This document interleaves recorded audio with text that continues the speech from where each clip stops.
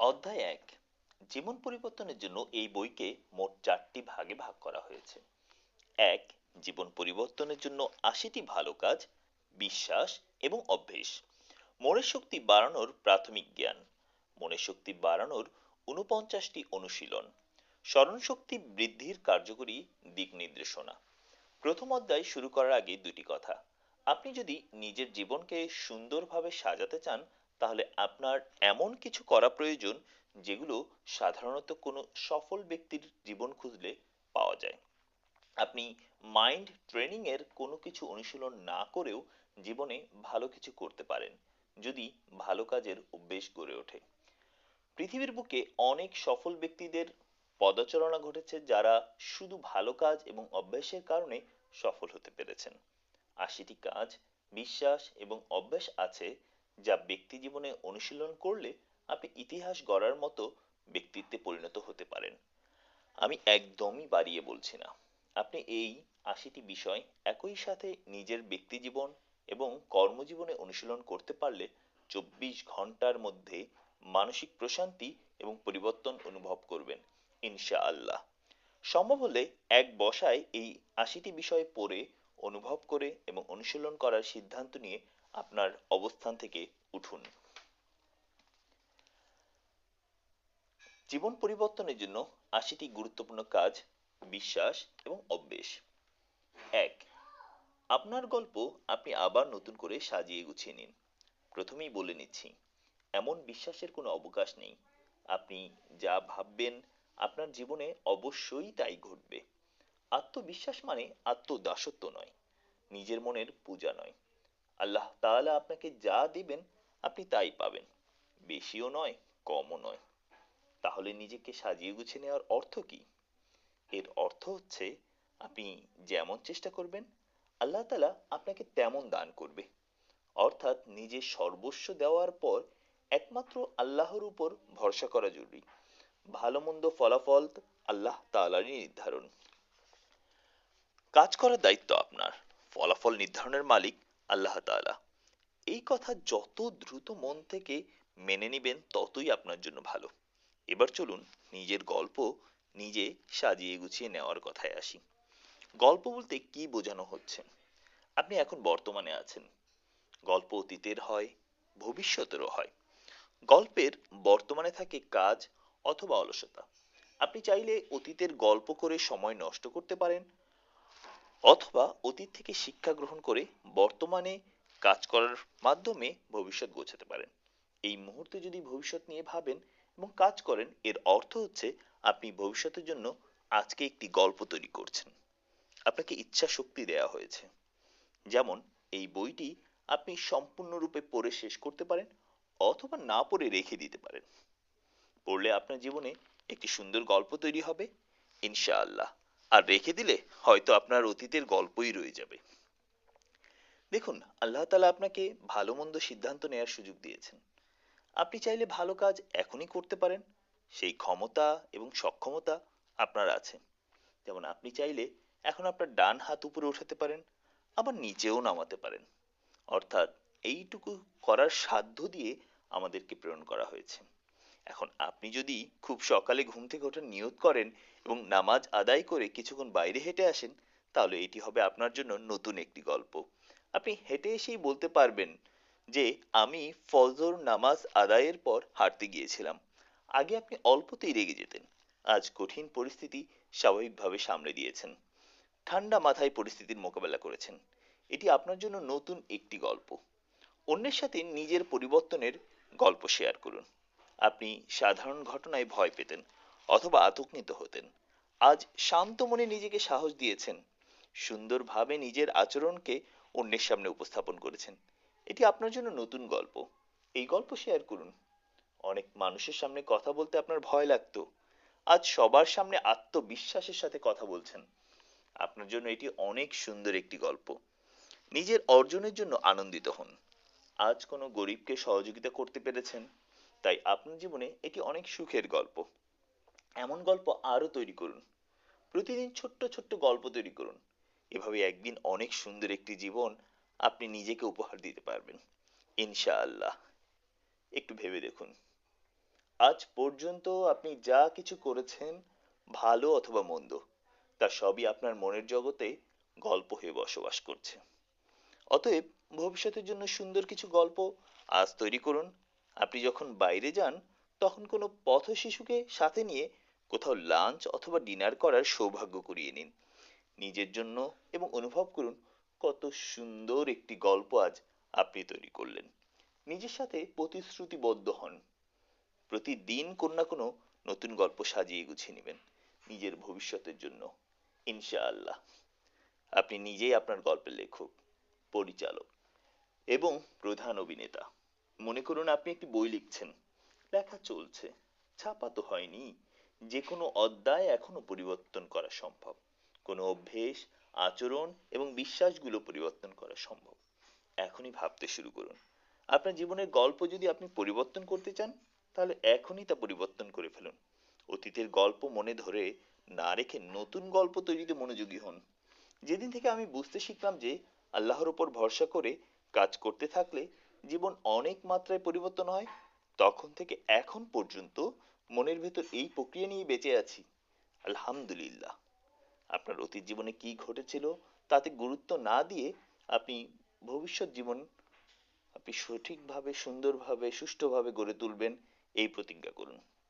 অতীত থেকে শিক্ষা নিয়ে ভবিষ্যৎকে আরো সুন্দর করে গড়ে তোলা যায়। আপনি নিজেকে পুনরায় উদ্ভাবন বা তৈরি করতে পারেন। প্রতিটি দিনই নতুন করে জীবন শুরু করার সুযোগ নিয়ে আসে। আপনি কোনো পরিচয়ে পরিচিত হবেন, তা আপনাকে মনস্থ করে নিতে হবে এখনই। তাই আজকে থেকে আপনি কি করতে যাচ্ছেন তা অনেক বেশি মাত্রায় আপনার সিদ্ধান্ত এবং কাজের উপর নির্ভর করে। আপনি আপনার গল্প সাজানোর জন্য কি কি পদক্ষেপ গ্রহণ করবেন, তাও আপনার সিদ্ধান্তের উপর নির্ভর করে। পুনরায় নিজের গল্পকে তৈরি করার জন্য এই বইটিতে কিছু অনুশীলন আছে। আপনি যদি মনস্থির করে নেন যে আপনি পরিবর্তন চান, তাহলে অনুশীলনগুলোর মাধ্যমে নিজের গল্পের পরিবর্তন করুন। ইনশাআল্লাহ আপনি নিজেই পরিবর্তন লক্ষ্য করবেন। তবে নিজেকে এই অনুশীলনের মাধ্যমে রাখা সহজ হবে না। এর জন্য অবশ্যই শৃঙ্খলা, ধৈর্য এবং অধ্যবসায়ের প্রয়োজন অনেক। এর ফলাফল আসবেই ইনশাআল্লাহ। এখনই আপনার সময়, চেষ্টা করে যান। নিজের গল্পটি পরিবর্তন করার জেদ ধরুন। আল্লাহর শুক্রিয়া, একজন মাইন্ড ট্রেনার হিসেবে আমার এই ছোট্ট জীবনে হাজার হাজার মানুষের জীবন পরিবর্তন হতে দেখেছি। অনেকে এসে ট্রেনিং এর প্রশংসা করেন। আমার উত্তর সবসময় একটাই, চেষ্টা আমাদের পক্ষ থেকে এবং পরিবর্তন আল্লাহর পক্ষ থেকে। যেহেতু আপনি নিজের জীবন পরিবর্তনের লক্ষ্যে এই বইটি পড়ছেন, সেহেতু আমি আপনাকে অনুরোধ করছি যে প্রতিটি লাইন সময় নিয়ে মনোযোগের সাথে পড়ুন। বইয়ের কোনো লাইনে বা কোনো কথাই যদি এমন মনে হয় যে আমি আপনাকে আপনার সৃষ্টিকর্তা থেকে দূরে সরিয়ে আপনার উপর বিশ্বাস করতে বলছি, তাহলে ধরে নেবেন যে আমি লিখে বোঝাতে পারিনি অথবা ভুল করে লিখেছি। সৃষ্টিকর্তার সন্তুষ্টি ছাড়া কোনো সফলতা নেই। বইটি শেষ পর্যন্ত পড়তে থাকুন এবং নিজেকে গড়তে থাকুন। 2. আত্মনিয়মানুবর্তিতা এবং নিজের প্রতি অঙ্গীকার। প্রথম অধ্যায়গুলোর মধ্যে এটি একটি। এই অধ্যায়টি ভবিষ্যতে আপনার সাফল্যের ভিত্তি হবে ইনশাআল্লাহ। আপনার সফলতা এবং প্রসন্নতা আপনার ইচ্ছাশক্তি এবং প্রতিশ্রুতির সাথে গভীরভাবে সংযুক্ত। আপনার চারিত্রিক বৈশিষ্ট্যগুলোই সিদ্ধান্ত নেবে যে আপনি যা বলছেন তাই করবেন কিনা। এগুলোই আপনাকে আপনার উদ্দেশ্য বা লক্ষ্যের দিকে চালিয়ে নিয়ে যাবে ইনশাআল্লাহ।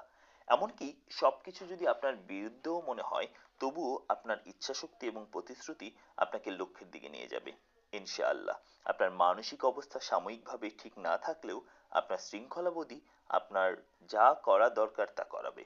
তাই আপনি যদি নিজেকে শৃঙ্খলিত করে গড়ে তুলতে প্রশিক্ষণ দেন এবং সফল হওয়ার তীব্র ইচ্ছাশক্তি থাকে, তাহলে আপনি সর্বোচ্চ সফলতা অর্জন করতে পারবেন ইনশাআল্লাহ। এই মুহূর্তে যদি আপনার মাঝে সাহসের সামান্যতম ছিটেফোঁটা না থাকে, দুশ্চিন্তা করবেন না। কারণ ঠিক এই মুহূর্ত থেকেই আপনি আপনার আত্মশৃঙ্খল এবং ইচ্ছাশক্তির প্রশিক্ষণগুলো শুরু করেছেন। আত্মশৃঙ্খলা আমাদের মাংসপেশির মতো। আপনি পেশিগুলোকে যত ভালো প্রশিক্ষণ দেবেন, তত ভালো ফলাফল পাবেন। যদি এখনো আপনি আপনার জীবনে শৃঙ্খলা আনতে সক্ষম না হয়ে থাকেন, তাহলে নিজের জন্য ছোট ছোট লক্ষ্য ঠিক করুন, অথবা আপনি যেই লক্ষ্যগুলো সম্পন্ন করতে সক্ষম হবেন সেগুলো স্থির করুন। অর্থাৎ যে কাজে আপনি নিশ্চিত যে অবশ্যই আপনি তা আজই করতে পারবেন সেই কাজ করতে আজই সিদ্ধান্ত নিন, কারণ প্রতিটি ছোট কাজ আপনাকে বড় কাজে সাহস যোগাবে। এভাবেই ছোট ছোট প্রশিক্ষণের মাধ্যমে আপনি নিজেকে সুশৃঙ্খল করে তুলতে পারবেন ইনশাআল্লাহ। নিজেকে প্রশিক্ষণ দেওয়ার মাধ্যমে আপনি যে সাফল্য অর্জন করেছেন তা লিখুন আপনার ডায়েরিতে। মনে রাখুন যে আপনার এই সাফল্য অর্জনের কোনো সীমাবদ্ধতা নেই, সীমারেখা নেই। আপনি কোনো একটি শৃঙ্খলা রক্ষা করলে কেমন বোধ করবেন তা কল্পনা করুন। উদাহরণস্বরূপ, আপনি সকাল 6টায় দৌড়াতে যেতে চান, কিন্তু আপনি মনে করছেন এত সকালে আপনি বিছানা থেকে উঠতেই পারবেন না। ঠিক তখনই কল্পনা করুন আপনি শারীরিকভাবে সুদর্শন হওয়ার যে স্তরে থাকতে চেয়েছেন সেখানে আছেন, এবং আপনাকে কতটা অসাধারণ ও সুন্দর দেখাচ্ছে। তখন আপনি কেমন অনুভব করবেন? এই পুরো স্থির চিত্রটি কল্পনা করে বিছানা থেকে লাফ দিয়ে উঠে পড়ুন এবং নিজেকে সুন্দর করার উদ্দেশ্যে, অর্থাৎ দৌড়ানোর উদ্দেশ্যে বের হয়ে পড়ুন। মনে রাখবেন, এই বইটি তখনই আপনার জন্য কাজ করবে যখন আপনার নিজের ইচ্ছাশক্তি এবং নিয়মানুবর্তিতা থাকবে। আপনি নিজের জন্য যে অঙ্গীকারগুলো নিচ্ছেন সেগুলোকে খুবই গুরুত্ব সহকারে নিন, কারণ আপনার নেয়া প্রতিশ্রুতি যখন আপনি রক্ষা করতে না পারবেন তখন এর পরিণতি ভয়াবহ হতে পারে। প্রতিশ্রুতি রক্ষা করতে না পারার কারণে হতে পারে আপনি কর্মশক্তি হারাবেন, আপনার স্বচ্ছতা হারাবেন, লক্ষ্য অর্জনের পথে বিভ্রান্ত হয়ে পড়বেন, এবং সবচেয়ে ভয়াবহ ব্যাপার, আপনি আত্মবিশ্বাস হারিয়ে ফেলবেন। আপনার আত্মসম্মান বোধ আঘাতপ্রাপ্ত হবে। এটি পরিহার করতে আপনার জন্য কি কি কাজ করা গুরুত্বপূর্ণ সে সম্পর্কে আপনাকে সচেতন হতে হবে, এবং আপনার মূল্যবোধের সাথে সঙ্গতিপূর্ণ কাজ করতে হবে। শুধু সে সকল প্রতিশ্রুতিই আপনি নিজেকে করবেন না যা আপনি সত্যি মন থেকে করতে চান। আপনি যদি নিজের সাথে আপনি যদি নিজের সাথে প্রতিশ্রুতিবদ্ধ হন, তাহলে যাই হয়ে যাক না কেন আপনার প্রতিশ্রুতি আপনি নিজের জেদের কারণে হলেও রক্ষা করবেন। প্রতিশ্রুতি রক্ষার জন্য নিজের মনের শক্তিকে যথার্থ গুরুত্ব দিন, এবং নিয়মানুবর্তিতা রক্ষা না হলে তার পরিণতিও যে ভালো হয় না তা সম্পর্কে নিজেকে সচেতন করুন। আজ থেকে নতুন কিছু চিন্তা এবং কাজে অভ্যস্ত হওয়ার জন্য আপনার নতুন কর্ম পদক্ষেপ। নিচের প্রশ্নগুলো নিজেকে জিজ্ঞাসা করুন এবং সত্য সত্য উত্তর দিন। নিজের কাছে মিথ্যা বলার কোনো অবকাশ নেই। এক, সম্পূর্ণ সততার সাথে অনুভব করে বলুন, এই মুহূর্তে কোন ক্ষেত্রে আপনার আত্মনিয়মানুবর্তিতার অভাব রয়েছে। আপনি যদি আরো নিয়মানুবর্তিতার মধ্যে চলেন, তাহলে জীবনে কি কি সুবিধা এবং উপকার পাবেন।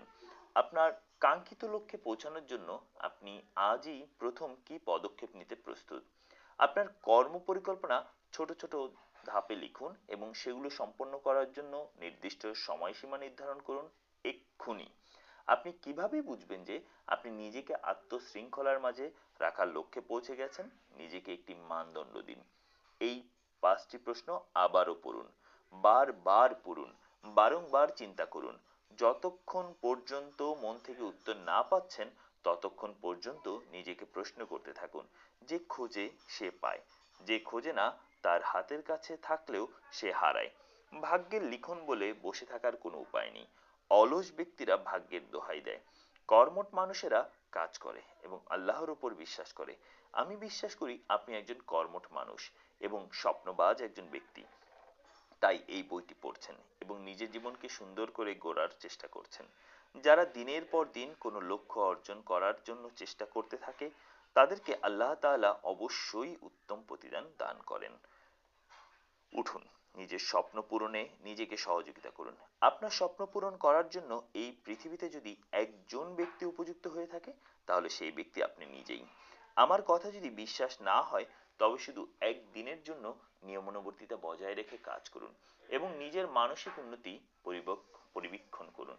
মানুষ কোনো কাজ ঠিকমতো করার পর যে অনুভূতি তৈরি হয়, সেই অনুভূতির নাম হলো আত্মবিশ্বাস। আত্মবিশ্বাসী হতে হলে মনের শক্তি সাথে নিয়ে জীবন গোছানোর জন্য কাজ করতে থাকুন। যে কাজ করে সে ফলাফল পায় যদি আল্লাহ তাআলা চান। যে ব্যক্তি কোনো কাজ করে না তার জন্য কোনো ভালো ফলাফল নেই। যেহেতু এখনো আপনি বইটি পড়ছেন, সেহেতু আমি বিশ্বাস করে নিচ্ছি যে আপনি শৃঙ্খলা মেনে চলা একজন ব্যক্তি এবং স্বপ্নবাজ একজন মানুষ। আমার সাথে সাথে চলুন স্বপ্ন পূরণের লক্ষ্যে এই বইয়ের শেষ পৃষ্ঠা পর্যন্ত। 3, জীবন গোছানোর জন্য সম্পূর্ণ দায়িত্ব কার উপর? আপনার জীবন সুন্দর না হওয়ার জন্য দায়ী শুধু একজন ব্যক্তি, আপনি নিজেই। আপনার বস নন, আপনার স্ত্রী নন, পিতামাতা নন, আপনার বন্ধু নন, শুধু আপনি। আপনি যেদিন আপনার জীবনে ঘটে যাওয়া দুর্ঘটনাগুলোর জন্য অন্যকে দোষারোপ করা বন্ধ করবেন, সেদিন থেকে দেখবেন সব কিছু বদলে গিয়েছে ইনশাআল্লাহ। আপনার জীবনের দায়িত্ব আপনি নেওয়া মানে আপনার জীবন গাড়ির ড্রাইভার আপনি নিজেই। আপনি আপনার জীবনের গাড়ির নিয়ন্ত্রণ নিতে পারেন এবং এটিকে যেদিকে চালনা করতে চান সেদিকে নিয়ে যেতে পারবেন। চ্যালেঞ্জ এবং বাধার মুখে অসহায় বোধ করার পরিবর্তে আপনি সুস্থিরতার বিকাশ ঘটাতে পারেন এবং বাধাগুলো অতিক্রম করার উপায় খুঁজে বের করতে পারেন। আপনি নিজে আপনার চলার পথে আসা সুযোগগুলোর সদ্ব্যবহার করতে পারেন এবং নিজের জন্য নিজেই নতুন সুযোগ তৈরি করতে পারেন। আপনার জীবনে আপনার সাথে কি ঘটেছে তা বিবেচ্য বিষয় নয়, বরং জীবন পরিবর্তন করার জন্য আপনার মনোভাব কেমন তা অনেক গুরুত্বপূর্ণ। আপনি যে মনোভাব গ্রহণ করেছেন তা আপনাকে গড়েছে অথবা ভাঙছে। আপনি যদি আপনার জীবনের পরিস্থিতির জন্য অন্যকে দোষারোপ করেন, তাহলে আপনার জীবনকে উন্নত করার জন্য আর কে দায়িত্ব নেবে? সবাইকে পরিবর্তন করতে চান, সেটা কি কখনো সম্ভব? আপনি যদি আপনার গল্পের নায়ক হয়ে থাকেন, তাহলে শুধু আপনিই পারেন তা পরিবর্তনের জন্য কাজ করতে। আপনি আপনার কর্ম এবং অনুভূতিগুলোর সাথেই বেঁচে আছেন। আপনার ফলাফল যদি আপনার পছন্দ না হয়, তাহলে আপনার চিন্তা, আবেগ, প্রত্যাশা এবং কাজ পরিবর্তন করুন এবং ফলাফলের জন্য আল্লাহর উপর ভরসা করুন। আপনার জীবনের দায়িত্ব আপনি নিলে কি হবে? আপনি যদি আপনার জীবনের সমস্যার অংশ হতে না পারেন, তবে আপনি সমাধানের অংশ হতে পারবেন না। আপনি যদি যানজটের কারণে কাজে আসতে দেরি করেন, তাহলে এমন কি করতে হবে যেন আপনি সময় মতো কাজে আসতে পারেন? আপনাকে অবশ্যই সময় মতো বাড়ি থেকে বের হতে হবে, কেননা যানজট নিজে নিজে জাদুকরী ভাবে উধাও হয়ে যেতে পারে না। তাই অবশ্যই এটি আপনার উপর নির্ভর করেছে যে আপনি কখন ঘর থেকে বের হবেন। পরিবেশ ক্রমাগত আপনাকে এমন শিক্ষা প্রদান করে যার উপর আপনার নিয়ন্ত্রণ না থাকলেও পরিস্থিতির মুখোমুখি হওয়ার জন্য আপনার আচরণ বা প্রতিক্রিয়া পরিবর্তন করতে হয়।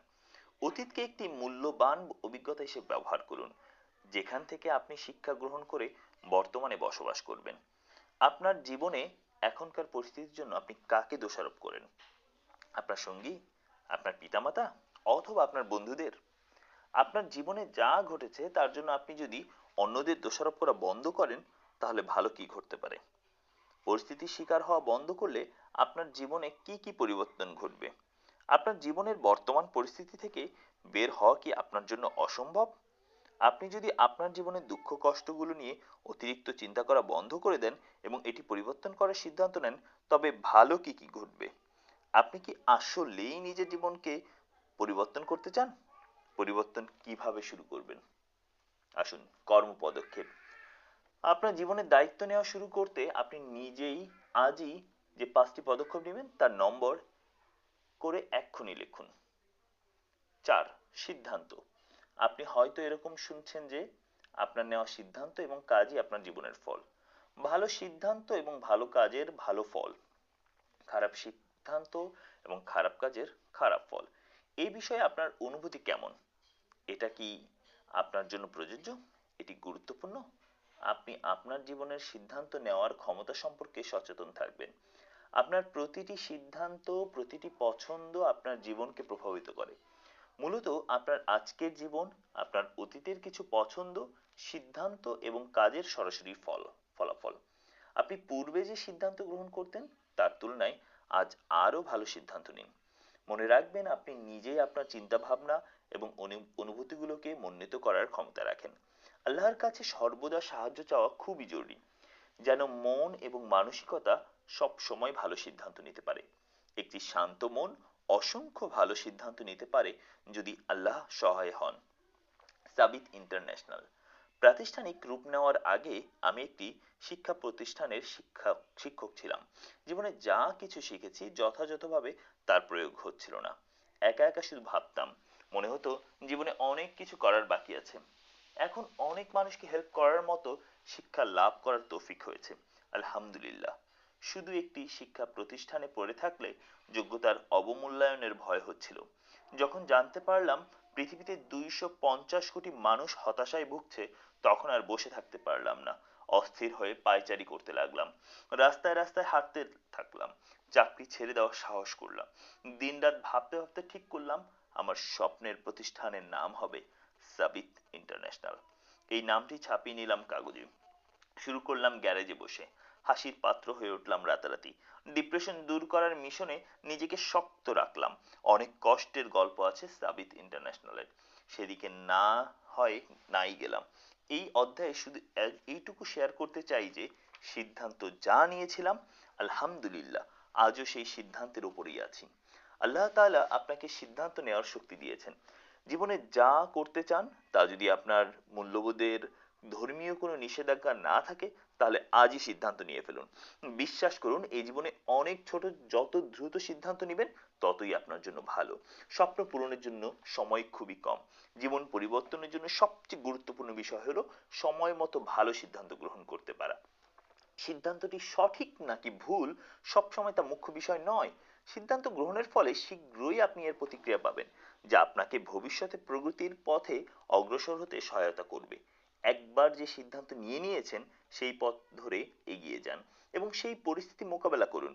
যদি আপনার সিদ্ধান্তটি ভুল হয়ে থাকে তাহলে সেই ভুল থেকে শিক্ষা গ্রহণ করুন এবং ওই সময়ে আপনার যতটুকু জ্ঞান ছিল তা থেকে তখন নেয়া এই সিদ্ধান্তটি আপনার কাছে সেরা মনে হয়েছে এই বলে নিজেকে ক্ষমা করুন। আপনার মনোভাব প্লাস আপনার সিদ্ধান্ত সমান সমান আপনার জীবন। আরেকটি গুরুত্বপূর্ণ বিষয়, আমাদের জীবনে যা ঘটে তার প্রতি আমরা কিভাবে প্রতিক্রিয়া জানাচ্ছি, প্রতিক্রিয়া কেমন হবে, এটাই সিদ্ধান্ত নেওয়ার বিষয়। আপনি যদি সুস্থ থাকতে চান তাহলে এখনই খাদ্য এবং ব্যায়ামের ব্যাপারে উত্তম সিদ্ধান্ত গ্রহণ করুন। আপনি কি আরো সফলতা অর্জন করতে চান? আপনি যদি যাদের সাথে চলাফেরা করছেন, যা পড়ছেন, যা দেখছেন তা নিয়ে আরো ভালো সিদ্ধান্ত নিন। এখনই এখানে মেহেরবানি করে একদমই কোনো অজুহাত তৈরি করবেন না। নিজেকে প্রশ্ন করুন, পরিবর্তনের জন্য এই মুহূর্তে কি কি সিদ্ধান্ত নিয়েছেন? আপনি কি আরো নমনীয়, ইতিবাচক, সুস্থ এবং সুখী হওয়ার জন্য সিদ্ধান্ত গ্রহণ করেছেন? কোন কোন বদ অভ্যেস পরিবর্তনের সিদ্ধান্ত নিয়েছেন? আপনার জীবনে গুরুত্বপূর্ণ কোন সম্পর্ক সুন্দর করার সিদ্ধান্ত নিয়েছেন?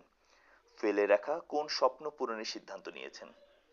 উপযুক্ত পাঁচটি প্রশ্ন নিজেকে বারবার করুন এবং উত্তর দিন। এই প্রশ্ন উত্তরের মাধ্যমে নিজের মনকে হ্যামারিং করুন। হাতুড়ি চালান মনের ভিতরে। যতক্ষণ পর্যন্ত মনে জেগে না ওঠে ততক্ষণ পর্যন্ত প্রশ্ন করতে থাকুন। একটি ঘুমন্ত মন পাওয়ারফুল প্রশ্নের মাধ্যমে জেগে উঠতে পারে। 5, আপনি কি ফোনের কৃতদাস? প্রতিবার রিং হলেই সবসময় আপনার ফোনটি তুলবেন না। আপনার ফোনটি আপনার সুবিধার জন্য ব্যবহৃত হয়, যারা আপনাকে কল করে তাদের জন্য নয়।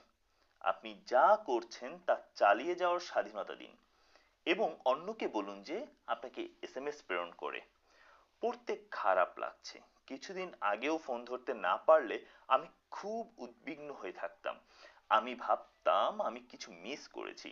আমার একজন শিক্ষক এই সম্পর্কে অনেক ব্যতিক্রমী ছিলেন। তিনি নির্দিষ্ট কিছু সময় ফোনের উত্তর দিতেন।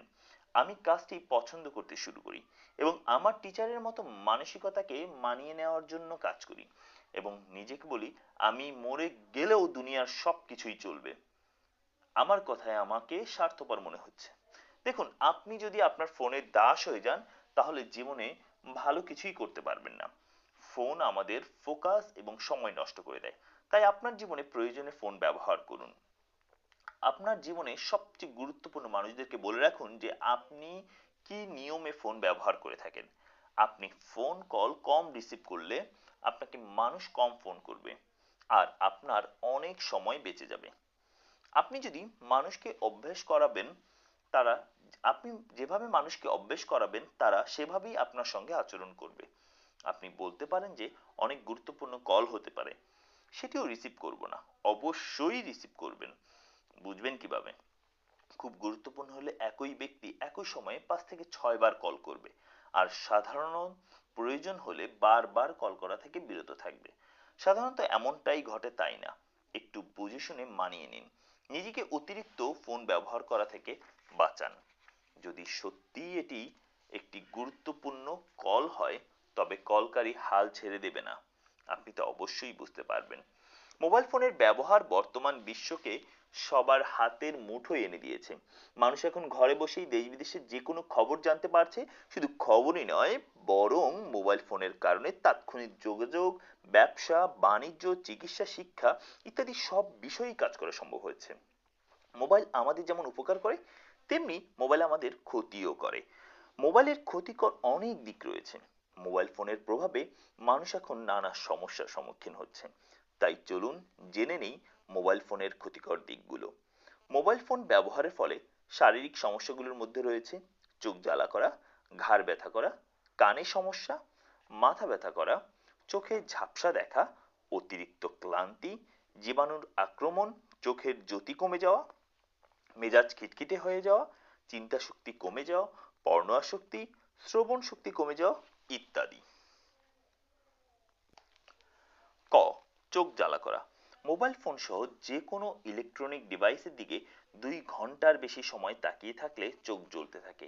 এমন মনে হয় যেন গত 2-3 দিনেও ঘুম যায়নি।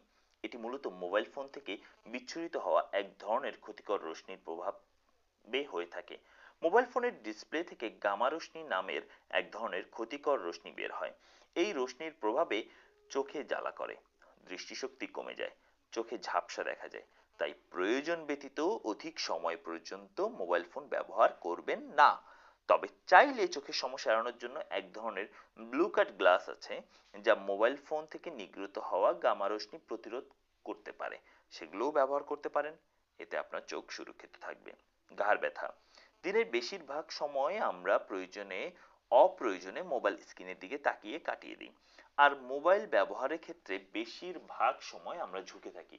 এর প্রভাবে আমাদের ঘাড় ব্যথা হয়ে যায়। আর তাই যতটা সম্ভব মোবাইল ফোন কম ব্যবহার করবেন। কানে সমস্যা হয়। মোবাইল ব্যবহারের ক্ষতিকর আরেকটা দিক হলো কানে সমস্যা। আমরা আমাদের অবসর সময় বিনোদনের মাধ্যম হিসেবে উপভোগ করি। কেউ কেউ অনলাইনে ছবি, গান, নাটক, গজল ইত্যাদি দেখে তাদের অবসর সময় পার করে থাকে। আবার অনেকে মোবাইলে গেমস খেলে, অবসর সময় পার করে।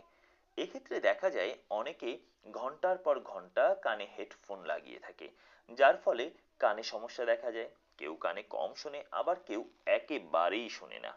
গ, অতিরিক্ত ক্লান্তি। অধিক সময় যাবৎ মোবাইল দেখার কারণে আমাদের দেহ ধীরে ধীরে নিস্তেজ হয়ে পড়ে এবং ক্লান্ত হয়ে যায়। মেজাজ চড়া হয়ে যায়। ফলে ঘরের কোনো কাজের প্রতি আর মন বসে না। মোবাইল ফোন অতিরিক্ত ব্যবহারের ফলে শারীরিক পরিশ্রম কম করা হয়।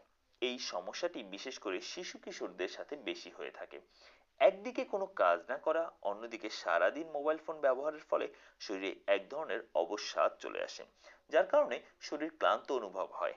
প্রশ্ন, আপনি কিভাবে আপনার পরিবারের জন্য আরো সময় বের করতে চাচ্ছেন? আপনি আরো সময় খুঁজে পেতে কোন কোন অহেতুক কাজ করা বন্ধ করবেন? মাথা ব্যথা করা। মোবাইল অতিরিক্ত ব্যবহার করার কারণে আমাদের প্রচুর সমস্যা হয়। তার মধ্যে মাথা ব্যথা অন্যতম। বিশেষ করে অনেকক্ষণ মোবাইলের দিকে তাকিয়ে ধ্যানে তাকিয়ে থাকার কারণে এই সমস্যাটি হয়ে থাকে। কম বেশি আমাদের সকলের মাথা ব্যথা হয়ে থাকে, আর এটি মূলত মোবাইলের অতিরিক্ত ব্যবহারের কারণে।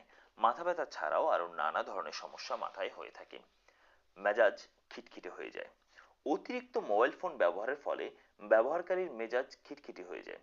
বিশেষ করে যখন মোবাইল দেখে, তখন স্বাভাবিকভাবে বাইরের সবকিছুর প্রতি তিনি অমনোযোগী হয়ে পড়েন। মনের অজান্তেই অন্যের সাথে খারাপ ব্যবহার করেন। এই ধরনের পরিস্থিতির শিকার হলে মোবাইল ব্যবহারের আসক্তি কমিয়ে আনতে হবে। চিন্তা শক্তি কমে যাওয়া। অতিরিক্ত সবকিছুই খারাপ। অতিরিক্ত মোবাইল ফোন ব্যবহারের ফলে মানুষের চিন্তা শক্তি হ্রাস পায়। সৃজনশীল মেধা কমে যাওয়ার ফলে নতুন কিছু সৃষ্টির দক্ষতা কমে যায় এবং সিদ্ধান্ত গ্রহণের ক্ষমতা নষ্ট হয়ে যায়। মোবাইল ফোনের মাধ্যমে শিক্ষার্থীরা বিভিন্ন ধরনের প্রতারণা ও নকলের আশ্রয় নেওয়ার কারণে দিন দিন দেশ মেধাশূন্য হয়ে পড়ছে। দেশে দুর্নীতি বাড়ছে এই মোবাইল ফোনের কারণে। মোবাইল গেমস ও সামাজিক যোগাযোগ মাধ্যমে অতিরিক্ত আসক্তির কারণে শিশুরা এখন খাবারও সময় মতো খায় না। আত্মহত্যার প্রবণতা বেড়ে গেছে। বর্তমানে মোবাইল ফোন সবার জন্য সহজলভ্য হয়ে গেছে। এই মোবাইল ফোনের অতিরিক্ত ব্যবহার সমাজ ও মানুষের জীবনকে বিপর্যয়ের দিকে ঠেলে দিচ্ছে। মোবাইল ফোনে আমাদের ব্যক্তিগত তথ্য ও বিভিন্ন ছবি রয়েছে। অনেক সময় মোবাইল হ্যাক হয়ে বা ভুলে মোবাইলের থেকে বিভিন্ন আপত্তিকর ছবি, ভিডিও ইন্টারনেটে ছড়িয়ে পড়ে, যার প্রভাবে সমাজে ও পারিবারিক জীবনে বিশৃঙ্খলার সৃষ্টি হয়। অনেকেই এই সামাজিক ও পারিবারিক বিপর্যয় থেকে বাঁচতে আত্মহত্যা করে। এছাড়া পারিবারিক ও সামাজিক জীবনে মোবাইল ফোনের আরো বিপুল ক্ষতির প্রভাব রয়েছে। শিশু কিশোরদের মধ্যে সামাজিক ও পারিবারিক মূল্যবোধ নষ্ট হয় এবং মা বাবার উপদেশ না মানার প্রবণতা সৃষ্টি হয়। মোবাইল ফোন ব্যবহারে তরুণদের মাঝে অতিরিক্ত সেলফি তোলার প্রবণতা দেখা যায়, যেটি মূলত এক ধরনের মানসিক রোগ। মোবাইল ফোনের অতিরিক্ত ব্যবহারে ঘুমের সমস্যা হয়। অনেকে রাত জেগে অধিক সময় পর্যন্ত মোবাইল দেখে, এতে মস্তিষ্কের ওপর প্রভাব পড়ে। আমেরিকার এক তথ্য বিশেষজ্ঞের মতে মোবাইল ফোন ব্রেন, মাথা ব্যথা ও ঘাড় ব্যথার কারণ। দীর্ঘক্ষণ মোবাইলের ব্যবহার স্মৃতিশক্তি ও হার্টের ওপর প্রভাব ফেলতে পারে বলে মনে করছেন বিশেষজ্ঞরা। সামাজিক যোগাযোগ মাধ্যমে মাত্রাতিরিক্ত আড্ডা ছেলেমেয়েদের পড়াশোনার মনোযোগ সবই নষ্ট করছে। মোবাইল ফোনের প্রভাবে মানুষ এখন পর্নোগ্রাফিতে আসক্ত হয়ে পড়েছে এবং কর্মবিমুখ হয়ে পড়ছে। বর্তমানে আধুনিক জীবনযাত্রায় মোবাইল ফোনের গুরুত্ব অপরিসীম হওয়া সত্ত্বেও অতিরিক্ত মোবাইল ব্যবহার সমাজ ও পারিবারিক জীবনে মারাত্মক সমস্যার সৃষ্টি হচ্ছে। তাই প্রয়োজন ছাড়া মোবাইল ফোন ব্যবহার থেকে দূরে থাকুন। কর্ম পদক্ষেপ: চেষ্টা করে দেখুন আপনার ফোনের কৃতদাস হবেন না এবং ভয়েস এসএমএস এর সুবিধা নিন। 6. পরিবারের সাথে আরো বেশি ভালো সময় প্রয়োজন। Michael J Fox Walt Disney একবার বলেছিলেন, পরিবারকে কখনোই ব্যবসায়ের জন্য অবহেলা করা উচিত নয়। আমাকে এই অতিরিক্ত একটি অধ্যায় উৎসর্গ করতে হবে শুধু এটি নিশ্চিত করার জন্য যে আপনি বিষয়টি এড়িয়ে যাবেন না। এটি দুঃখজনক যে আমি বিভিন্ন ব্যক্তিবর্গের সাক্ষাৎকার নিই, তখন বেশিরভাগ সময় যা শুনতে পাই তা হলো তারা তাদের পরিবারের সাথে যথেষ্ট সময় কাটাতে পারে না। মৃত্যুর পূর্বে মানুষের অন্যতম অনুশোচনা হলো পরিবারের সাথে বেশি সময় না কাটানো এবং অফিসে খুব বেশি সময় কাটানো। আপনি তাদের মধ্যে একজন হয়ে উঠবেন না এবং এখনই আপনার পরিবারের জন্য সময় বের করা শুরু করুন। যদি আপনি পরিবারের সাথে থাকেন, সবাইকে সাহায্য করুন এবং সম্পূর্ণভাবে পরিবারের সাথে থাকুন। এগুলো আপনার ভালোবাসা এবং পারস্পরিক সমর্থনের উৎস, যা আপনার আত্মসম্মান বৃদ্ধি করে এবং আপনার আত্মবিশ্বাসকে বাড়িয়ে তোলে। ভ্রমণের শিক্ষা: প্রতিদিন কর্মস্থলে যাওয়ার পথে গাড়ি বা পাবলিক ট্রান্সপোর্টে কতটুকু সময় ব্যয় করছেন? পরিসংখ্যান মতে প্রত্যেক কার্যদিবসে 60 থেকে 90 মিনিট সময় যাতায়াতে ব্যয় হয়, অর্থাৎ এক মাসে 20 থেকে 30 ঘন্টার মতো সময় অথবা তার চেয়ে বেশি সময় ব্যয় হয়ে যায়। আমরা বলি আমাদের সময় নেই, কিন্তু আপনি যখন গাড়ি বা কোনো পাবলিক ট্রান্সপোর্টে যাতায়াত করছেন তখন আপনার হাতে অনেক সময় থাকে। এই সময়টাতে আপনি অডিও বুক শুনতে পারেন, অথবা বই পড়তে পারেন, অথবা আল্লাহর জিকির বা কোরআন তেলাওয়াত করতে পারেন। প্রশ্ন: আপনি কি এই অনুশীলনটি করার জন্য প্রস্তুত? 2. আপনি কখন থেকে শুরু করছেন? 3. 2 সপ্তাহের জন্য এটি করুন এবং নিজের পরিবর্তন লক্ষ্য করুন। 8. কোনো চিন্তা নেই। অনেকেই প্রতিনিয়ত দুশ্চিন্তায় থাকে। তারা অতীতে ঘটে যাওয়া ঘটনাগুলো নিয়ে উদ্বিগ্ন থাকে, যেগুলো তারা পরিবর্তন করতে পারবে না। ভবিষ্যতের ঘটনাগুলোর ওপর তাদের কোনো প্রভাব নেই। অর্থনীতি, যুদ্ধ এবং রাজনীতি নিয়ে তারা চিন্তা করতে থাকে, যেখানে তাদের নিয়ন্ত্রণ নেই। মজার বিষয় হলো, আপনি যে সমস্ত বিষয় নিয়ে উদ্বিগ্ন হন তার বেশিরভাগই বাস্তবে অনেক কম ভয়ঙ্কর হতে পারে বা কখনোই ঘটে না। আমার জীবনেও অনেক দুশ্চিন্তা ছিল, যার বেশিরভাগই কখনই ঘটেনি। মনে রাখবেন, আপনি কতটা উদ্বিগ্ন হন তা বিবেচনায়, এটি অতীত বা ভবিষ্যৎ পরিবর্তন করবে না। এছাড়াও উদ্বেগ সাধারণত ঘটনাগুলোকে ভালো করে না, এটি আপনাকে নিচে টেনে আনবে এবং আপনি বর্তমান মুহূর্তটি হারাবেন। আমি একটি উদাহরণ দিচ্ছি, যা রবিন শর্মার বই who will cry when you die এ আছে।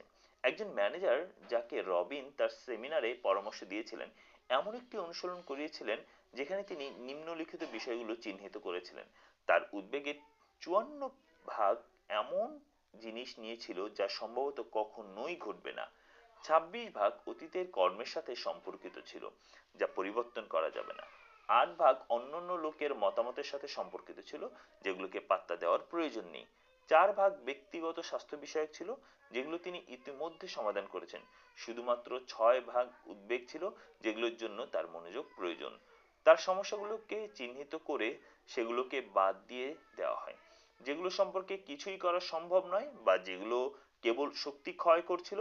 লোকটি 94 ভাগ উদ্বেগকে দূর করছিল, যা তাকে এতদিন মানসিকভাবে অত্যাচার করছিল। কর্ম পদক্ষেপ: আপনার উদ্বেগের একটি তালিকা তৈরি করুন। কোনটি অতীতের সাথে সম্পর্কিত, কোনটি ভবিষ্যতের সাথে সম্পর্কিত, কোনটি আপনার নিয়ন্ত্রণের বাইরে, কোনটি সম্পর্কে আপনি কি কিছু করতে পারেন। 9. ধ্যানের শক্তি। ধ্যানের সুবিধাগুলো এখন ব্যাপকভাবে পরিচিত। অসংখ্য মানুষ এটি চর্চা করা শুরু করেছে। ধ্যান অনুশীলনকারীরা একটি চাপপূর্ণ দিনের পরে মনকে শান্ত করতে এবং উদ্বেগ, রাগ, নিরাপত্তাহীনতা, এমনকি বিষণ্ণতা থেকে রক্ষা পেতে এর উপযোগিতা তুলে ধরেন। অন্যান্য গবেষণায় উল্লেখ করা হয়েছে যে ধ্যান রক্তচাপ এবং ব্যথা কমাতে পারে। এটি স্ট্রেস মোকাবিলার একটি সহজ উপায় এবং আমাদের ব্যস্ততাপূর্ণ দিনের শেষে মনকে শান্ত করার একটি ভালো মাধ্যম। দিনে একবার 15 থেকে 20 মিনিটের জন্য স্থির হয়ে বসে থাকা একটি পার্থক্য তৈরি করতে পারে এবং আপনাকে কর্মোদ্যমী রাখতে সাহায্য করতে পারে। আপনি যদি দিনে 2 বার ধ্যান করেন, আরো ভালো। আপনার প্রতিদিনের ধ্যানের অভ্যেস কিভাবে শুরু করবেন তা এখানে রয়েছে।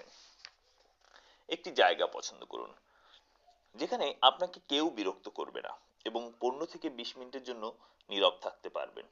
প্রতিদিন একই জায়গায় এবং একই সময়ে এটি অনুশীলন করা উপকারী, তবে জরুরি নয়। ভোরবেলা আপনার ধ্যানের জন্য একটি ভালো সময় হতে পারে। 1. ধ্যান শুরু করার আগে নিশ্চিতকরণের শক্তি ব্যবহার করে নিজেকে একটি স্বস্তিদায়ক অবস্থায় পেতে পারেন। উদাহরণস্বরূপ, আমি এখন মনোযোগী এবং শান্ত। 2. আপনার অ্যালার্ম ঘড়িটি 20 মিনিটের জন্য সেট করুন, যাতে আপনাকে কখন আপনার ধ্যান বন্ধ করবেন তা নিয়ে চিন্তিত না হতে হয় এবং পুরোপুরি মনোনিবেশ করতে সক্ষম হন। বসুন বা শুয়ে থাকুন এবং আপনার চোখ বন্ধ রাখুন।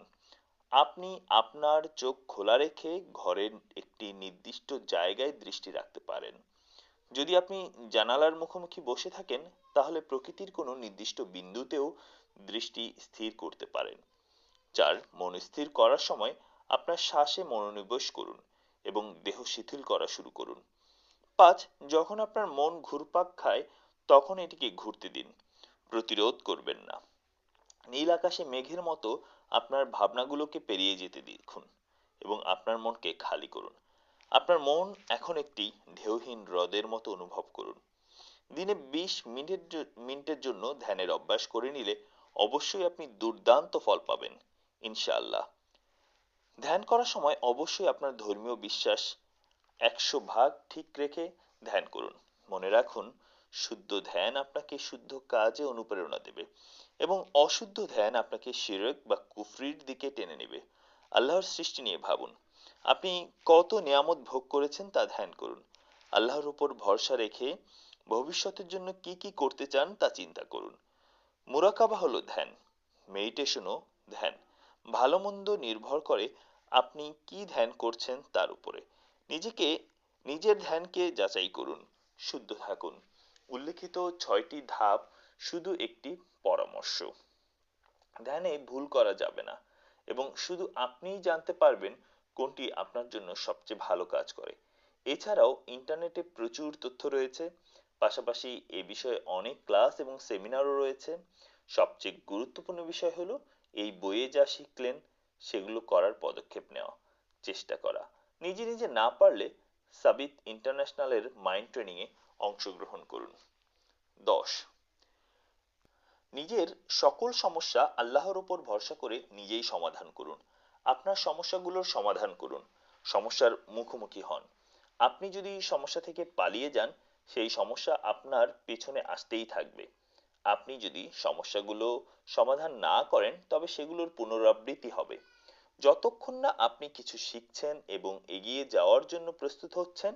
উদাহরণস্বরূপ, আপনার কোনো সহকর্মীর সাথে যদি কোনো সমস্যা হয় এবং আপনি যদি সমস্যাটি সমাধান না করে চাকরি পরিবর্তন করে ফেলেন, অন্য চাকরিতে আপনি অন্য ব্যক্তির সাথে একই চ্যালেঞ্জের মুখোমুখি হতে পারেন। এটি চলতে থাকবে যতক্ষণ না আপনি সমস্যাটির সমাধান করবেন এবং এ থেকে কিছু শিখবেন। আরেকটি বিশাল মানসিক শক্তির অপচয় হলো সমস্যা এবং দায়িত্ব ততক্ষণ পর্যন্ত আপনার চারপাশে ঘুরপাক খেতে থাকে যতক্ষণ পর্যন্ত না আপনি সেই সমস্যার সমাধান করার চেষ্টা করবেন। আমি আমার গ্রাহকদের কাছ থেকে এটি বারবার শুনি। তারা বিলম্ব করে, সমস্যার চারপাশে ঘুরতে থাকে এবং তখন তারা খুবই উদ্বেগ বোধ করে। যখন তারা একবার সমস্ত ভয়ের বিরুদ্ধে যায় এবং সমস্যাগুলোর মোকাবেলা করে এবং সমাধান করার সিদ্ধান্ত নেয়, তখন তারা অনেক ভালো বোধ করে এবং বুঝতে পারে যে এগুলোর চারপাশে ঘুরতে থাকার থেকে বরং মোকাবেলা করা এবং সমাধান করা অনেক কম কষ্টের। তাই সমস্যা থেকে পালিয়ে না বেরিয়ে সমাধানের খোঁজ করা শুরু করুন এখনই। প্রশ্ন, আপনি সমস্যা সমাধানের জন্য কি করতে পারেন? কর্ম পদক্ষেপ, আপনার সমস্ত সমস্যার একটি তালিকা তৈরি করুন এবং সেগুলো সমাধান করার জন্য কাজ শুরু করুন। আপনার সমস্যাগুলো পরীক্ষা করুন, বৈশিষ্ট্যগুলো দেখুন, এগুলো কি আপনার সাথে বারবার ঘটছে। 11, কিছু ভালো কাজ প্রতিদিন। আপনি কিভাবে আজ এবং প্রতিদিন একটু একটু করে পৃথিবীকে ভালো করে তুলতে পারবেন? কেন প্রতিদিন অপরিচিত ব্যক্তির সাথে ভালো কিছু করতে পারবেন না? সৃজনশীল হন।